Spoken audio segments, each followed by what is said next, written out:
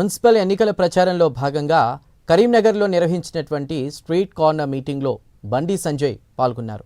పట్టణాల్లో అభివృద్ధి కేంద్ర నిధులతోనే సాధ్యమైందని బండి సంజయ్ అంటున్నారు. గత 2 ఏళ్లలో కాంగ్రెస్ ప్రభుత్వం పట్టణాలకు నయా పైసా కూడా ఇవ్వలేదని విమర్శించారు.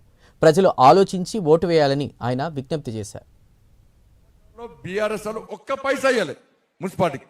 ఈ ఉన్న అక్కడక్కడ వేసిన రోడ్లన్నీ కూడా నరేంద్ర మోడీ గారి ప్రభుత్వం ఇచ్చిన పైసలు తప్ప ఇలా ఈ బీఆర్ఎస్ పార్టీ ప్రభుత్వం ఒక్క పైసా ఇవ్వలే.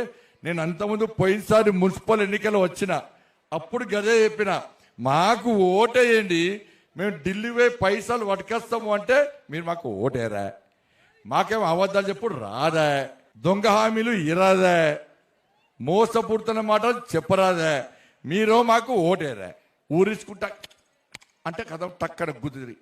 కాంగ్రెస్కి వేసారా మొన్న? వేసారా?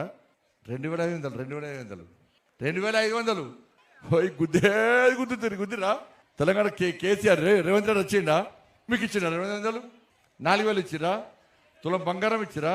కిలో దిగేశ్వరు ఇవ్వలే అంటారు మీరు. ఇవ్వలే. పిల్లలకు ఉద్యోగాలు వచ్చినాయా? స్కూటీలు వచ్చినాయా?